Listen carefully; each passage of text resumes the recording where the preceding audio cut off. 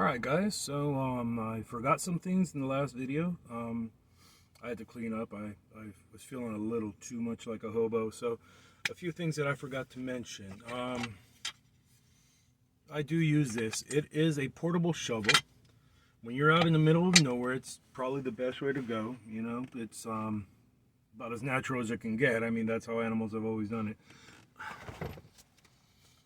Right here, I have an air compressor. If I ever have low air, if I get a flat, I have also in here a few plugs in case there's a hole that I could actually patch on the go. This is my jumper pack. Should I forget something, leave something on, and I run out of electricity or drain my batteries, I could at least still start my car back up again and get things charged. So it's my little dustbuster, you know. I mean, I've dropped stuff around here, but I've ate crackers, I've dropped some cereal dry, and it's just, you don't want that all over your vehicle. You don't want attracting bugs or anything as well. You want to make sure you keep your stuff clean and where it doesn't crunch every time you take a step. So I have an indoor outdoor thermometer. This thing is wonderful. That way I don't have to open the windows to know if it's gotten cooler outside than it is inside. This time of year right now, it's starting to drop down to about 80, 75 degrees in the desert in the middle of the night. So, but it's not always that low. I have to wait till maybe about a certain time, but at least I could see, hey, it's this temperature outside. I'm good. I'm good to open up the windows and stop running the AC. So I have a second thermometer over here because the indoor outdoor thermometer will read past 100 degrees for the outdoors, but if it goes past 99 degrees indoors, it only says high. So that does me no good to know what temp it is inside. Another thing I have is right over here. This is a multiple outlet for devices, and right there I have right now a device hooked up. This one actually tells me the voltage of my batteries. It's also got dual USB. This thing's just great. You should get yourself one of these.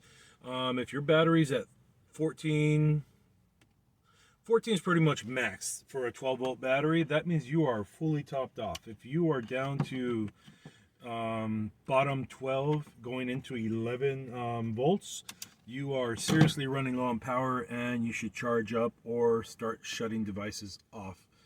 Let me see, I forgot. Not sure if I mentioned it. Gas tank, 5-gallon. It's empty right now because I just threw it in my tank. Gas is actually, I like to swing by the casino. They've got cheaper prices over there on gas. And so I will fill up there before going where I'm going. That way if I forget my engine or I fall asleep while my engine's on, I don't wake up and I'm stranded because I have no gas. That's enough gas for me to get to work and then drive to the nearest town, Blythe, and fill up over there. That's about 40 miles away. So without any concern that I'm gonna run out. That's why I went with 5 gallons instead of like a 2-gallon, and it conveniently just fits behind the front seat in the footboard area. I do carry a ice cooler as well. Now you got a mini fridge. You probably won't need this if you're going out in the middle of nowhere, and but since I am going to work, my job site provides water. They have ice, so I will snag a bag of ice before I get out of work, drop it off before I leave in my car, so that way I have some ice in my cooler, and that way I'm not using more energy by raising the temperature by throwing in a hot drink inside my fridge, and then the fridge has to cool it down while at the same time it's also giving off heat to the fridge. So this way I could just throw it in the cooler instead, and I leave everything in the fridge closed. So that way the least I open it, the more it could maintain its temperature. Speaking of the fridge,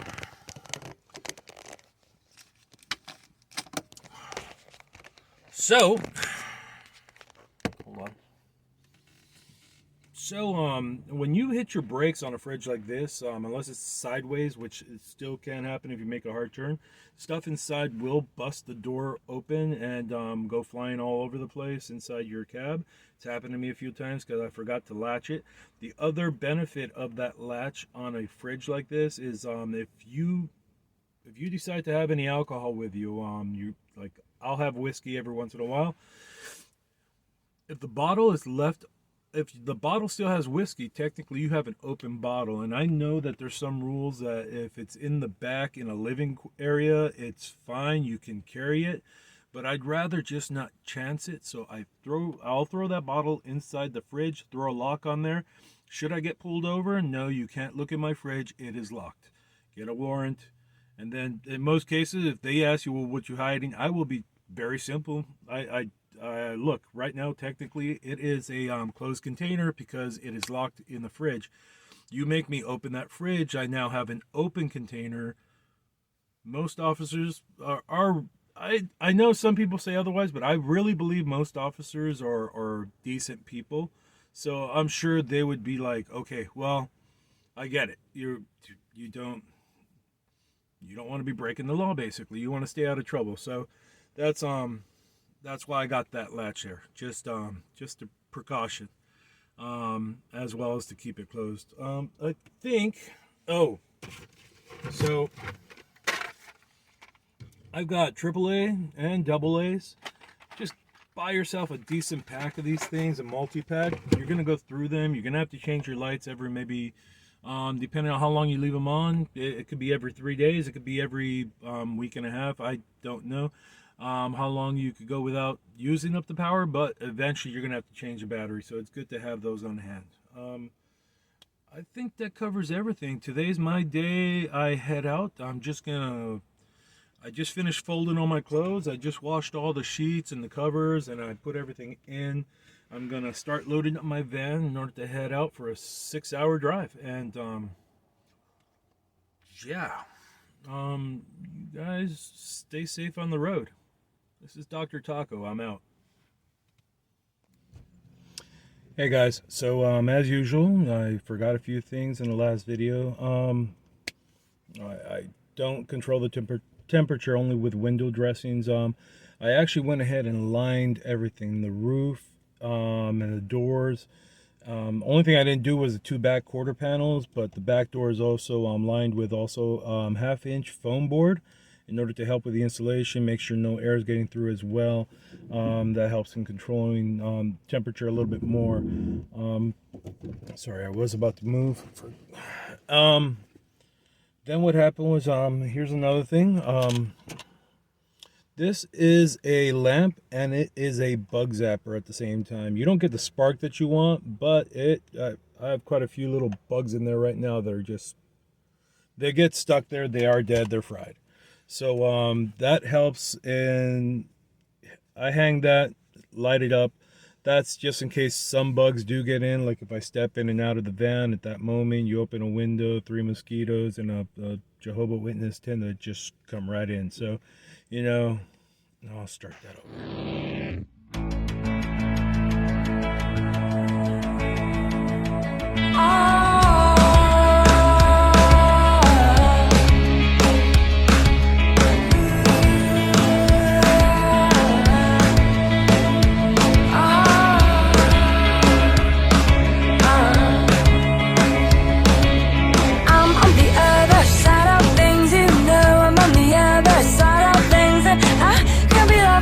Look at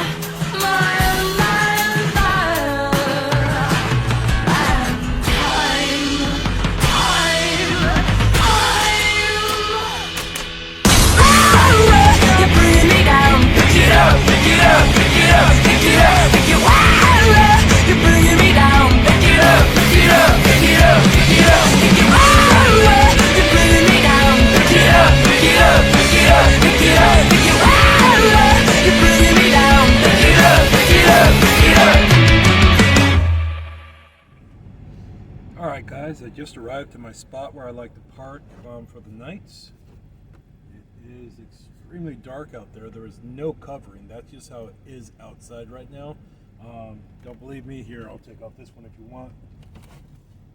Just pitch black out there. Stars are amazing, by the way.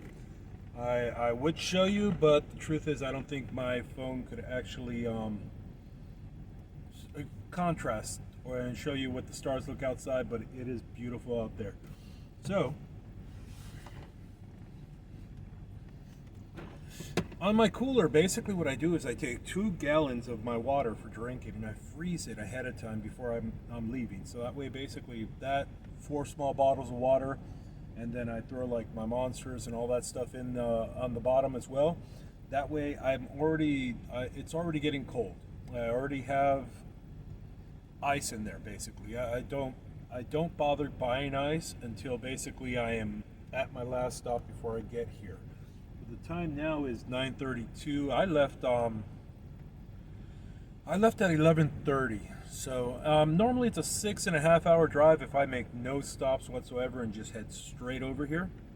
But I did stop to get gas. I also stopped to get some food. I stopped at a Rite Aid, get myself some bandages and ointment. I have this pimple that's been bothering me, and if I don't cover it up and put something for it to heal, it's going to be bugging me, and I'll keep picking at it. I can't help myself. I just do that. I guess I never grew up. Here we go. Don't need it right now, but when you need it, you need it. So I keep an umbrella. So if I made it into a couch, I don't have anywhere to really put my feet and sit. I just did it originally because it sounded like a cool idea, but the truth is, I never use it as a couch. If anything, I'll just back here, I'll throw up some pillows and I can sit back and lean against that. And I sprayed great stuff, that yellow stuff, that foam that expands. I also filled that in all the columns and everything, and I will tell you one thing about great stuff: it is a great mess. So if you're going to put great stuff, put plastic or whatever, because that's going to seep out in different locations that you weren't expecting, and it's a mess. It really is.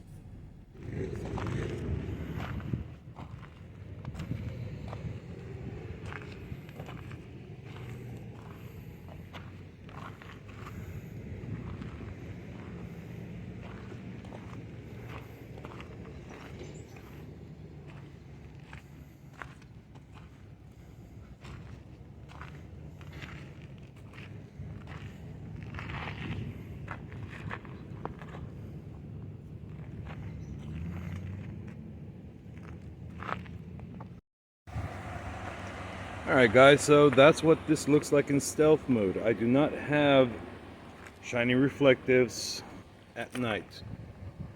Right in here. The windows are reflecting a little bit of light because the inside is reflective, but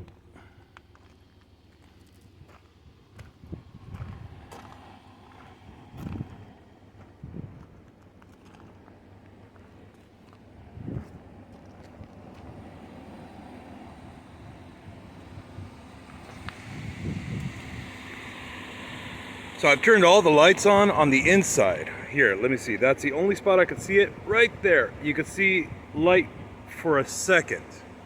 But other than that, you know, I'm not sleeping with all the lights on. I'm just doing that for a demonstration. Just to show you. There we go. All the lights are on. And no, it's not just because I barely opened the door. These are all the lights that I've placed in here, the pucks, just to show how well the light could be blocked out.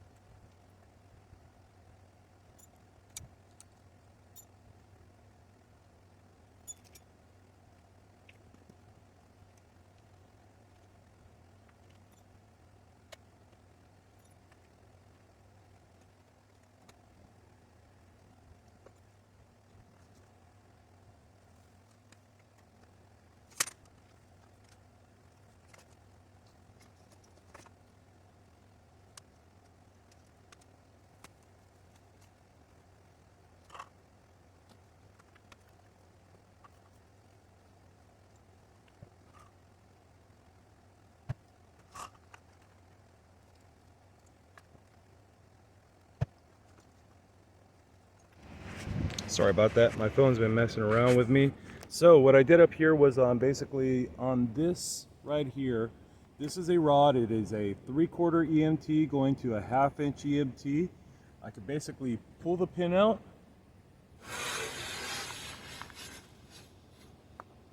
slide this out, and now basically I've got myself a place to hang a shower curtain if I'm looking for privacy. But being that I'm in the middle of the desert, there is nothing out here, there is no one out here, I will normally just go ahead and shower with just a pair of shorts on and my sandals. And that's just in case anyone shows up. And then that's just fine. It takes me a second. I don't have any hair to really worry about shampoo and all that. It basically is my 6-gallon jug. I have a hose running down. That hose then runs down to this motor right here. I bought this at Harbor Freight. It was inexpensive. So I can go ahead, turn it on.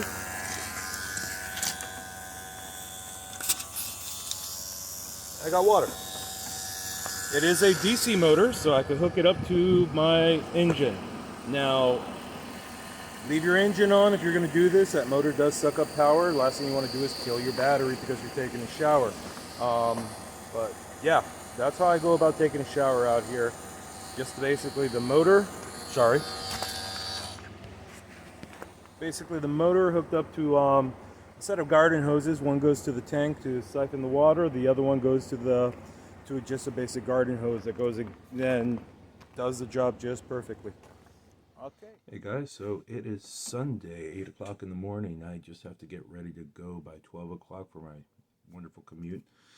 I hope I covered everything, of course. One thing I did want to talk about was I mentioned making it sound like you don't need a toilet. I thought about it all week, and I realized, especially for women, it is a different situation. If anything, I would have to say it's also something that's pretty much covering an emergency. So I would have to say you still don't need just a seat in a bucket. What you actually need is an actual toilet that you can have ready to go anytime you really, really need it. So in my case, I'm dry camping out in the boondocks. It's a little bit different, my situation. But like someone who's doing stealth camping, you definitely need to, you're going to have to go indoors. So, I would recommend just buying a decent sealed toilet, depending on your situation, if you need one. On top of that, I hope you saw, I have two ways I like to cover up my my windows based on whether I'm going to be doing stealth camping or if I'm camping somewhere where it doesn't matter, especially if you look at BLM land, basically that's on business of land management. Most property of theirs, like out in desert or anywhere else, it's you could stay wherever you want, do a little boondocking or dry camp or whatever you want to call it, and it's absolutely fine. It's permitted. The other thing is, if you're gonna do any camping in the city and stuff, personally, I like to find a truck stop. Truck stops are usually a place where there are other people there, other truckers, other people that are actually sleeping. It's not a big deal. You pull into a residential and then people get creeped out. What's this van doing out here? You might as well write free candy across the side right there and be a complete creeper. So when you go camping, or when you go stealth camping, basically, it's you don't want to go and stick out like a sore thumb. I mean, the second someone sees a vent or a solar panel on top of your van, they already know what you're doing. So as stealth as you might think you are, it's better to hit an area where it's kind of normal. So that's why personally I like to hit truck stops is probably the best place to go, or around the truck stop, because there's plenty of other tractor trailers around you where they're sleeping. Rest stops might be also a good spot. I haven't tried that yet. I understand that at least some states, rest stops, you're not allowed to do that. So if you have any questions, I am an electrician. I could go into more detail about especially any solar system, power consumption. That's actually very interesting to me and confusing to a lot of other people. So, I'm doing this because I want to have a discussion with people, get to know other people that are into this, and I really hope you guys just safe travels. This is Dr. Taco. I'm out. I basically just wanted to make these two videos covering my caravan. It's a single man camper. It's really only meant for me to go to work in and have a place to stay. I'm going to try to document my Chevy Express. That one's going to be a little bit bigger so I can actually carry a passenger. If I throw a jumper seat in the middle of those two seats, I might be able to carry a third passenger like my youngest daughter. I also want to say thank you to my oldest daughter. When you see that back window when I'm in my van, all those pictures, my daughter made a collage. She put it up there. It's what reminds me why I'm doing what I'm doing. And yeah, I hope to catch you guys around. Please hit me up if you have any questions. And other than that, just safe travels, guys. Be safe. Take care.